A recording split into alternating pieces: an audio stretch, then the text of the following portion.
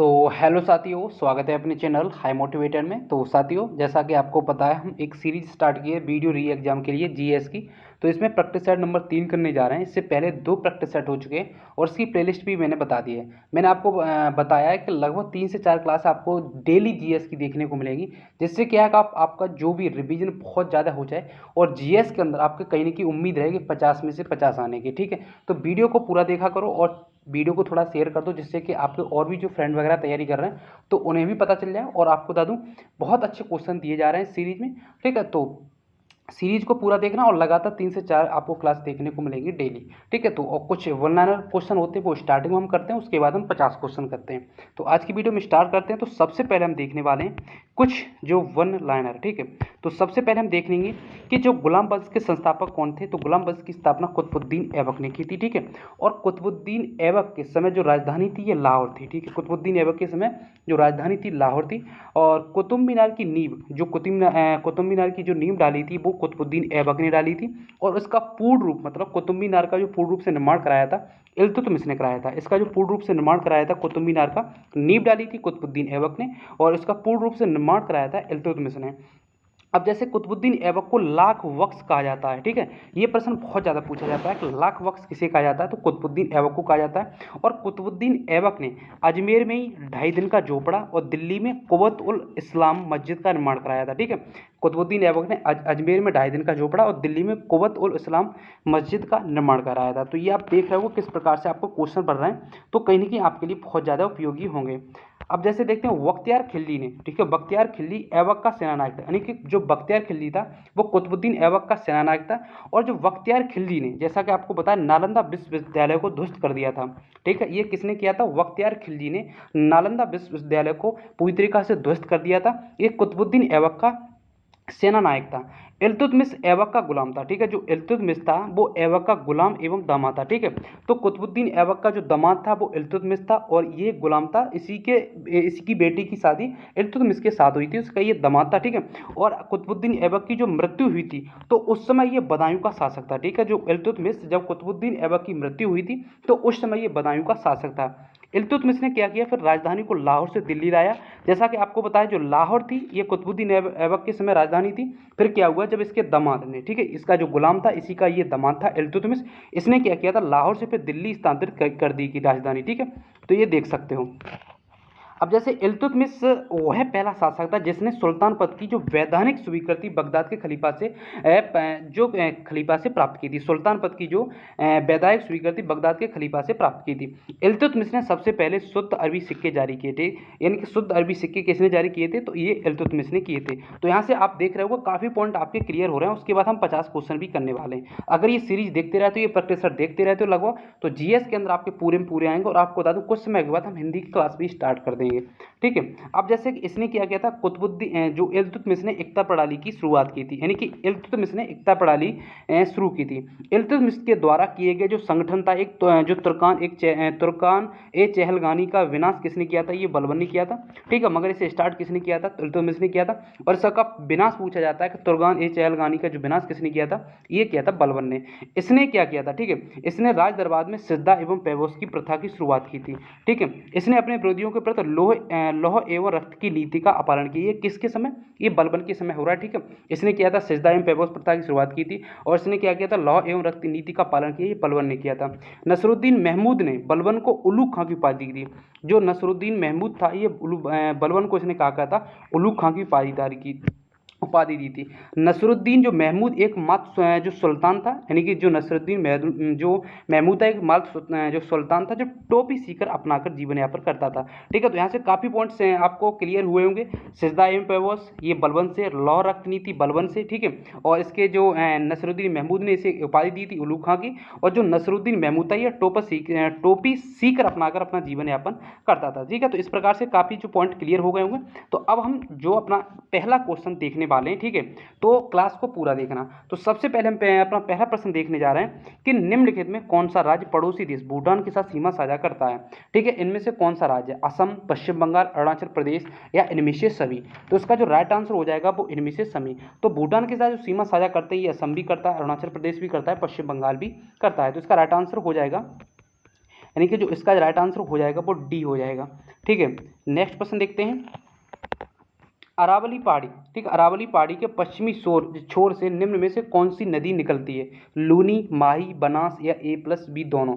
तो अरावली पहाड़ी के पश्चिमी छोर से कौन सी नदी निकलती है? तो ये ए और बी, लूनी और माही निकलती है, तो इसका राइट आंसर डी हो जाएगा। ठीक है, नेक्स्ट क्वेश्चन देखते हैं।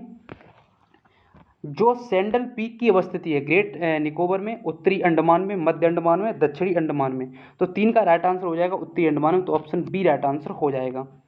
नेक्स्ट क्वेश्चन देखते हैं।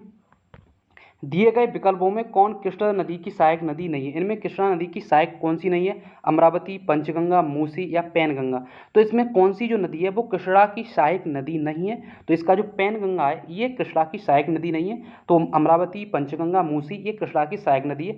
और आपको बता दूँ वीडियो के एग्जाम में कहीं ना कहीं जीएस का लेवल टफ ही रहने वाला है, क्योंकि आपको बता दूँ जीएस हिंदी रीजनिंग होने वाली है, तो और इसके बाद कुछ भी नहीं होगा। ठीक है, जैसे कि फिजिकल वगैरह होता है और सारी चीज़ें होती है, तो थोड़ा क्या होता है पैटर्न थोड़ा यानी कि इजी रखा जाता है। मगर आपको बता दूं यहाँ पर ज़्यादा से ज़्यादा अभ्यर्थी, जैसे 14 लाख बच्चों ने फॉर्म डाला है, तो यहाँ पर सबसे ज़्यादा अभ्यर्थी 1953 का सिलेक्शन होता है, तो यहाँ पर सबसे ज़्यादा अभ्यर्थी रिटर्न से ही बाहर हो जाएंगे। ठीक है, तो इसकी वजह से थोड़े जीएस का लेवल अप रहने वाला है, तो अगर अच्छे क्वेश्चन करोगे तभी यहाँ फायदा होने वाला है। ठीक है, तो इस प्रकार से इसमें बेस्ट क्वेश्चन है लगभग पीसीएस प्री लेवल के। ठीक है, तो ये सारी चीज़ें, तो कृष्णा की सहायक नदी अमरावती, पंचगंगा, मूसी है, मगर इसमें पैनगंगा नहीं है, तो इसका जो राइट आंसर हो जाएगा वो डी हो जाएगा। नेक्स्ट प्रश्न देखते हैं। 5 नंबर प्रश्न देखते हैं कि भारत में किस क्षेत्र में अत्यधिक असिंचित खेती की जाती है? ठीक है, जो अत्यधिक असिंचित खेती की जाती है, गंगा का मैदान, कोरोमंडल क्षेत्र, दक्कन का पठार या कोई नहीं? ठीक है, तो इसमें 5 का राइट आंसर हो जाएगा दक्कन का पठार। अत्यधिक असिंचित खेती की जाती है तो ये भारत के दक्कन के पठार में की जाती है। नेक्स्ट प्रश्न देखते हैं, 6 नंबर प्रश्न हमारा। ठीक है, उत्तरी मैदानों में चलने वाली गर्म और शुष्क हवाएं जो पंजाब से लेकर बिहार तक, दिल्ली से पटना के बीच तीव्र होती हैं, जो पुरवैया कहते हैं हल्के, नॉर्वेस्टर, मैंगो सावर या लू? तो 6 का जो राइट आंसर हो जाएगा ये लू बोलते हैं इसे, जो उत्तरी मैदानों में चलने वाली गर्म शुष्क हवाएं जो पंजाब से लेकर बिहार, दिल्ली से पटना के बीच तीव्र होती हैं, इसे लू कहते हैं। ठीक है, नेक्स्ट प्रश्न देखते हैं। नेक्स्ट प्रश्न हमारा 7 नंबर प्रश्न है। ठीक है, निम्नलिखित में कौन विशेषताएं जो विकासशील या विकसित देशों में समान नहीं होती हैं? उत्पादक के निम्न स्तर, तकनीकी उन्नति, निम्न प्रति व्यक्ति सकल राष्ट्रीय उपभोक्ता या पूंजी की कमी? तो 7 का जो राइट आंसर हो जाएगा तकनीकी उन्नति। ठीक है, तो इसका राइट आंसर बी हो जाएगा। नेक्स्ट प्रश्न देखते हैं। जीएसटी किस प्रकार का कर है? ठीक है, ये बहुत ही महत्वपूर्ण प्रश्न है कि जीएसटी किस प्रकार का कर है? अप्रत्यक्ष कर है, प्रत्यक्ष कर है, निगम कर है, कोई नहीं है? तो जो जीएसटी है ये एक अप्रत्यक्ष कर है, तो ऑप्शन बी राइट आंसर हो जाएगा। तो 8 का राइट आंसर ए हो जाएगा, तो ये अप्रत्यक्ष कर है। नेक्स्ट प्रश्न देखते हैं। सार्वजनिक क्षेत्र में विनिवेश को क्या कहते हैं? ठीक है, निजीकरण, वैश्वीकरण, उदारीकरण या औद्योगिकरण? तो जो 9 का राइट आंसर हो जाएगा ये निजीकरण कहते हैं। ठीक है, सार्वजनिक क्षेत्र में विनिवेश को कहा जाता है निजीकरण, तो ऑप्शन ए राइट आंसर हो जाएगा। नेक्स्ट क्वेश्चन देखते हैं। आय और उपभोग में किस प्रकार का संबंध है? आय और उपभोग में किस प्रकार का संबंध है? प्रतिलोम संबंध, आंशिक संबंध, प्रत्यक्ष संबंध या इनमें से कोई नहीं? तो 10 का जो राइट आंसर हो जाएगा प्रत्यक्ष संबंध, ऑप्शन सी राइट आंसर हो जाएगा। ठीक है, आय और उपभोग में किस प्रकार संबंध है? ये प्रत्यक्ष संबंध है, तो 10 का जो राइट आंसर सी होगा। क्वेश्चन आपको अच्छे लग रहे होंगे। ठीक है, तो 11 नंबर प्रश्न देखते हैं कि निम्नलिखित में कौन से घटक जलवायु परिवर्तन का मुख्य कारण है? प्रदूषण, ओजोन क्षरण, ग्रीन हाउस गैस या इनमें से कोई नहीं? ठीक है, इनमें से सभी। तो जलवायु परिवर्तन का मुख्य कारण क्या है इसमें? तो 11 का राइट आंसर हो जाएगा इनमें से सभी। प्रदूषण भी है, ओजोन क्षरण भी है या ग्रीन हाउस गैस भी है, तो जलवायु परिवर्तन का मुख्य कारण यही है, प्रदूषण, ओजोन क्षरण और ग्रीन हाउस गैस। नेक्स्ट प्रश्न देखते हैं 12 नंबर। क्योटो प्रोटोकॉल को किस वर्ष यूएनएफसीसीसी द्वारा स्वीकारा गया था? ठीक है, 1997, 2000, 2005 या 2007? तो 12 का जो राइट आंसर हो जाएगा 1997 में इसे स्वीकारा गया था। क्योटो प्रोटोकॉल को यूएनएफसीसी द्वारा स्वीकारा गया था 1997 में, तो 12 का राइट आंसर ए हो जाएगा। नेक्स्ट प्रश्न देखते हैं 13 नंबर प्रश्न। ठीक है, निम्नलिखित में इसमें सही सुमेलित अभ्यारण्य है, ठीक है, और कुछ उसमें राज्य, ठीक है, तो इसमें सही सुमेलित है थोड़ा में से। ठीक है, आप इसमें देख सकते हो सिमली जो है, तो इसमें जो 13 का जो राइट आंसर हो जाएगा हमारा, जैसे कि आपको पता है। ठीक है, सिमली जो अभ्यारण्य है, ठीक है, सिमली जो अभ्यारण्य है आपको उड़ीसा में है। ठीक है, तो इसका राइट आंसर ये होगा। गिर राष्ट्रीय उद्यान जैसा कि आपको पता है गुजरात में है, तो इसका जो डी हो जाएगा। जिम कार्बेट आपको पता है उत्तराखंड में, और सरिस्का आपको पता है उत्तर प्रदेश में है। ठीक है, तो यहाँ पर देख सकते हो, तो इसका जो ए का वन, ठीक है, तो ए का वन, और जो बी का यहाँ पे आप जैसे कि आपको नहीं पता है, ठीक है, तो आपको पता है गिर राष्ट्रीय उद्यान बहुत फेमस है, तो ये गुजरात में, तो यहाँ पे आप लगा सकते हो एलिमिनेशन मेथड, तो यहाँ पर इसका राइट आंसर ठीक है, सी हो जाएगा। तो यहाँ पर क्लियर हो गया होगा। जो सिमलीपाल अभ्यारण्य ये किस में, उड़ीसा में है, गिर आपका गुजरात में है, ठीक है, जिम कार्बेट उत्तराखंड में, सरिस्का उत्तर प्रदेश में, ठीक है। तो यहाँ से 4 पॉइंट आपको क्लियर हो गए होंगे। नेक्स्ट क्वेश्चन देखते हैं, सत्य फल यानी कि किस में विकसित होता है, ट्रू फ्रूट किस में विकसित होता है, बीजांड में, अंडक में, अंडाशय में या परागकण में। तो 14 का राइट आंसर सी हो जाएगा, अंडाशय में होता है, तो ऑप्शन सी राइट आंसर होगा। नेक्स्ट क्वेश्चन देखते हैं, जो कोड लिवर तेल मुख्य रूप से किससे संबंधित है, vitamin D, vitamin B, protein या कार्बोहाइड्रेट। तो 15 का जो राइट आंसर हो जाएगा vitamin D, option A right answer हो जाएगा।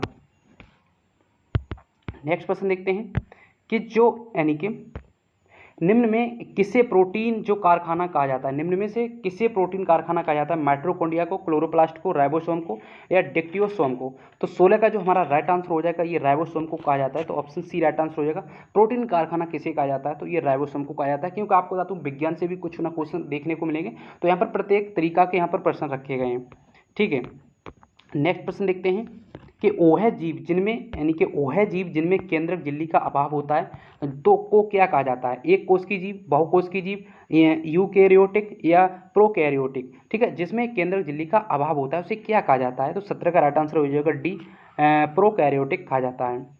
नेक्स्ट प्रश्न देखते हैं, निम्नलिखित में कौन संशोधित भूमिगत तना का एक उदाहरण है, आलू, गाजर, शकरकंद या इनमें से कोई नहीं। तो इनमें संशोधित भूमिगत जो तना का एक उदाहरण है, तो 18 का राइट आंसर हो जाएगा आलू, तो ऑप्शन ए राइट आंसर हो जाएगा।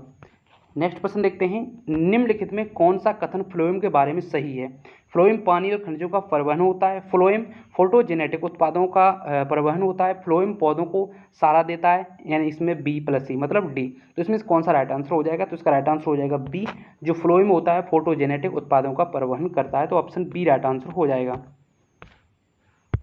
नेक्स्ट प्रश्न देखते हैं, 20 नंबर प्रश्न हमारा, ठीक है। स्थलीय हरे पौधों की पत्तियों से कितनी मात्रा में उपलब्ध सौर ऊर्जा को खाद्य ऊर्जा में परिवर्तित किया जाता है, 1%, 10%, 45% या 99%। तो 20 का राइट आंसर हो जाएगा 1%। नेक्स्ट प्रश्न देखते हैं, 21 नंबर प्रश्न, कैल्शियम कार्बाइड का उपयोग हरे फलों को पकाने के लिए किया जाता है क्योंकि यह एसिटिलीन, मेथिलीन, फ्लोरेजेन या ऑक्सीन। तो 21 का जो राइट आंसर हो जाएगा हमारा ए हो जाएगा, एसिटिलीन। जैसा कि आपको पता है हरे फलों को हम पकाते हैं तो इसमें एसिटिलीन ये बनाता है, ठीक है, इसका प्रयोग किया जाता है। नेक्स्ट प्रश्न देखते हैं, एन कोष में अधिकतम इलेक्ट्रॉन की संख्या कितनी होती है, 2, 14, 18 या 32। तो 22 का राइट आंसर डी हो जाएगा, एन कोष में जो अधिकतम इलेक्ट्रॉन की संख्या 32 होती है। 23 नंबर प्रश्न देखते हैं, आधुनिक आवर्त सारणी के उस समूह का नाम बताइए जिसमें ऐसे तत्व हैं जो सभी गैस हैं, समूह 10, समूह 12, समूह 14, समूह 18। तो 23 का राइट आंसर हो जाएगा समूह 18, तो ऑप्शन डी राइट आंसर हो जाएगा। 24 नंबर प्रश्न देखते हैं, प्रेरक वो रासायनिक पदार्थ होते हैं जो जल में घुलकर मुक्त करते हैं, एच ऋणायन, एच ऋणायन 1, ठीक है, एच ऋणायन, ओ एच ऋणायन 2, ठीक है, ओ एच ऋणायन। तो इसमें कौन से होते हैं, तो 24 का राइट आंसर दिएगा ओ एच ऋणायन, तो ऑप्शन डी राइट आंसर हो जाएगा। नेक्स्ट प्रश्न देखते हैं, स्थितिज ऊर्जा के प्रबंध में कौन सा कथन सत्य नहीं है, ठीक है। स्थितिज ऊर्जा क्रियाशील ऊर्जा, ऊंचाई में परिवर्तन होने पर स्थितिज ऊर्जा में परिवर्तन नहीं होता है, स्थितिज ऊर्जा संचय ऊर्जा नहीं है, सभी असत्य हैं। तो 25 का जो राइट आंसर हो जाएगा हमारा डी, तो ये सभी असत्य हैं।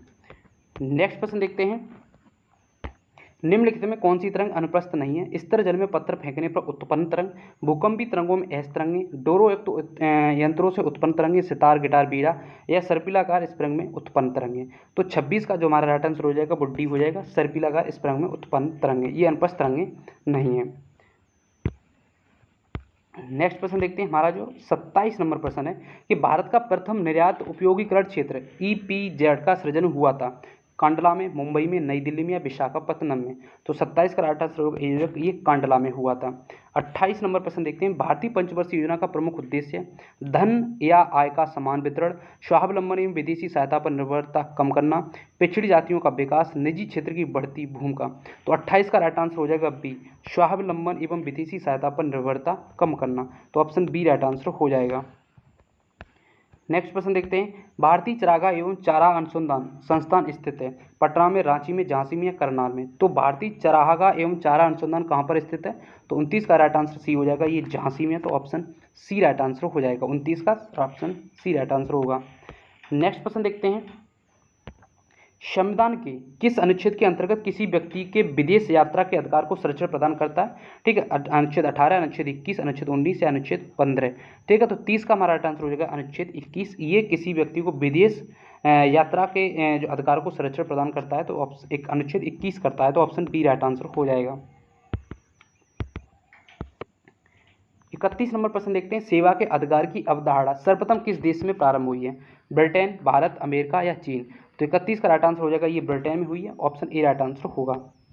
नेक्स्ट प्रश्न देखते हैं, भारत के राष्ट्रपति अपनी शक्तियों का प्रयोग करते हैं प्रधानमंत्री द्वारा, सीधे अथवा अपने अधीनस्थ अधिकारियों द्वारा, मंत्रियों द्वारा, मंत्रिमंडल द्वारा? तो 32 का राइट आंसर होगा ये सीधे अथवा अपने अधीनस्थ जो अधिकारियों द्वारा राष्ट्रपति होता है अपनी शक्तियों का प्रयोग करता है। नेक्स्ट प्रश्न देखते हैं कि जो निम्नलिखित में गैर संवैधानिक निकाय है, इनमें जो गैर संवैधानिक निकाय कौन सा है? तो जैसा कि जो संवैधानिक गैर संवैधानिक निकाय कौन सा है, तो 33 जैसा कि आपको बता दूं, तो इसमें जैसे कि ठीक है, जो गैर संवैधानिक राष्ट्रीय मानवाधिकार आयोग, ठीक है, केंद्रीय अन्वेषण ब्यूरो और लोकपाल। ठीक है, तो इसमें जो ऑप्शन इसका राइट आंसर सी हो जाएगा। तो यानी कि 1, 3, 4 ये गैर संवैधानिक निकाय है, वित्त आयोग एक संवैधानिक निकाय है। ठीक है, तो इसका राइट आंसर सी हो जाएगा। नेक्स्ट प्रश्न देखते हैं कि जनसंख्या नियंत्रण एवं परिवार नियोजन संविधान की 7वीं अनुसूची के किस सूची का विषय है? संघ सूची, राज्य सूची, समवर्ती सूची या अपशिष्ट सूची? तो जनसंख्या नियंत्रण एवं परिवार नियोजन संविधान की 7वीं अनुसूची का विषय है। ठीक है, तो 34 का इसमें राइट आंसर हो जाएगा वो सी, ये समवर्ती सूची, तो ऑप्शन सी राइट आंसर होगा।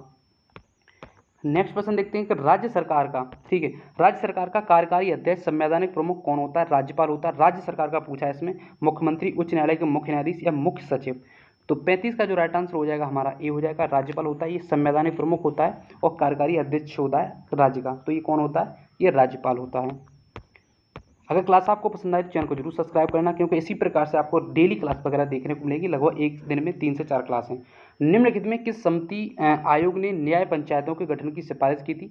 बलवंत राय मेहता समिति, अशोक मेहता समिति, LM सिंघवी समिति, BPR राव समिति? तो 36 का हमारा जो राइट आंसर हो जाएगा बी, अशोक मेहता समिति, जो न्याय पंचायतों गठन की सिफारिश की थी, ये अशोक मेहता समिति ने की थी। ठीक है, नेक्स्ट प्रश्न देखते हैं। अब इसमें जो संवैधानिक के जो प्रावधान ये स्रोत लिए गए हैं, ये किस देश से लिए गए हैं? ठीक है, तो इसमें ये पूछा है। अब इसमें हमें देखना होगा जैसे कि मंत्रिमंडल सरकार ये कहाँ से लिया गया है, तो जैसा कि आपको पता है, ठीक है, मंत्रिमंडल, अब जैसे यहाँ पर आप देख सकते हो, अब जैसे कि इस प्रश्न में आपको नहीं आ रहा है, ठीक है, तो यहाँ पर आप कैसे इसे टैकल करोगे? ठीक है, आप इसे आप कैसे लगाओगे? तो जैसा कि 37 हमारा प्रश्न है, तो जैसे कि मूल अधिकार है, ये कहाँ से लिए गए? ठीक है, आप ऑप्शन आपके हैं 4। ठीक है, इसमें आप डी में आप देखो कि मूल अधिकार आपके कहाँ से लिए गए, तो ये संविधान जो मूल अधिकार हैं ये अमेरिका से लिए गए हैं, तो इसका डी का राइट आंसर 4 हो जाएगा। अब इसमें ठीक है, डी का राइट आंसर 4 हो जाएगा। जो अब जैसे कि इसमें 2 ऑप्शन है, ठीक है, तो यहाँ पर आप देख सकते हो जो मंत्रिमंडल सरकार जो है, ठीक है, मंत्रिमंडल सरकार ये किससे है? ब्रिटेन से है। ठीक है, और केंद्र राज्य आपात ये कनाडा से है, और जो आपात उपबंध ये आपातकालीन, ठीक है, आपातकालीन जो चीज़ें ली गई हैं वो जर्मनी से ली गई हैं। तो सी का हमारा कितना होगा? 3 होगा, तो इसका राइट आंसर हो जाएगा हमारा ए। ठीक है, तो यहाँ पर देख सकते हो, यानी कि जो मंत्रिमंडल सरकार ली गई है ब्रिटेन से, केंद्रीय राज्य संबंध कनाडा से, आपात उपबंध जर्मनी से, मूल अधिकार अमेरिका से। 37 का राइट आंसर ए हो जाएगा। ठीक है, तो यहाँ से 4 क्वेश्चन आपको क्लियर हो गए होंगे। सल्तनत में राजस्व विभाग का प्रमुख क्या कहलाता था? वजीर, वकील ए दर, जो मुशरिक ए मुमालिक या खजीन? तो इसमें से क्या कहलाता था? तो 38 का जो राइट आंसर हो जाएगा हमारा वो ए हो जाएगा, इसे वजीर कहा जाता था। 4 बाग बनाने की परंपरा शुरुआत किस शासक के समय हुई थी? बाबर, अकबर, शाहजहां या जहांगीर? तो 39 का राइट आंसर हो जाएगा, ये अकबर के समय हुई थी 4 बाग बनाने की परंपरा, ये अकबर के समय शुरुआत हुई थी। ठीक है, तो ये बहुत ही महत्वपूर्ण क्वेश्चन है, आपको क्लियर हो गए होंगे। नेक्स्ट प्रश्न देखते हैं कि जो मंदसौर अभिलेख निम्न में से किस शासक से संबंधित है? यशोवर्मन, समुद्रगुप्त, रुद्रदामन या स्कंदगुप्त? तो 40 का जो हमारा राइट आंसर हो जाएगा ये यशोवर्मन, तो ऑप्शन ए राइट आंसर होगा। नेक्स्ट प्रश्न देखते हैं कि ह्वेन-सांग के संबंध में कौन सा कथन गलत है?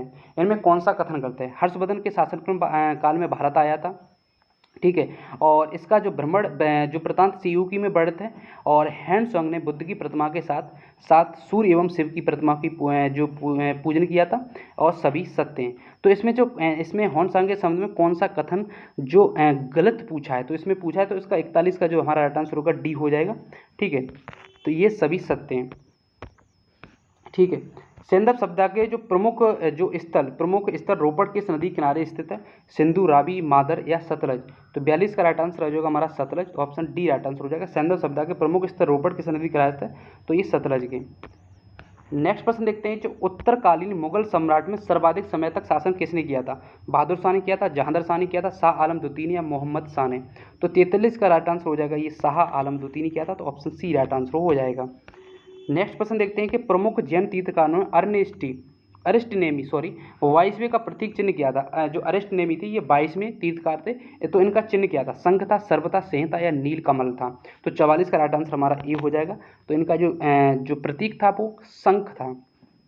नेक्स्ट प्रश्न देखते हैं कि लंगर व्यवस्था है, ठीक है, वो किस गुरु ने स्थायी बना दी थी? ठीक है, गुरु नानक ने, गुरु गोविंद सिंह ने, गुरु अर्जुन देव ने या गुरु अंगद ने? तो 45 का राइट आंसर ये गुरु अंगद ने इसे क्या कर दिया था? स्थायी बना दिया था।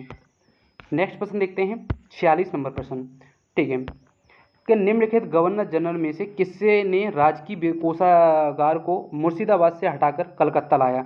वॉरेन हेस्टिंग्स, लॉर्ड हेस्टिंग या लॉर्ड कैनिंग या लॉर्ड विलियम बेंटिंग? तो 46 का जो हमारा राइट आंसर हो जाएगा वो वॉरेन हेस्टिंग हो जाएगा, तो ऑप्शन ए राइट आंसर हो जाएगा। पहली बार स्वराज शब्द का जो प्रयोग कब किया गया था? 1896 में, 1906, 1907, 1911? तो पहली बार किया गया था ये 1906 में किया गया था, ठीक है। जो पहली बार जो स्वराज शब्द का जो प्रयोग किया गया था तो ये पहली बार किया गया था 1906 में, तो 47 का राइट आंसर बी हो जाएगा।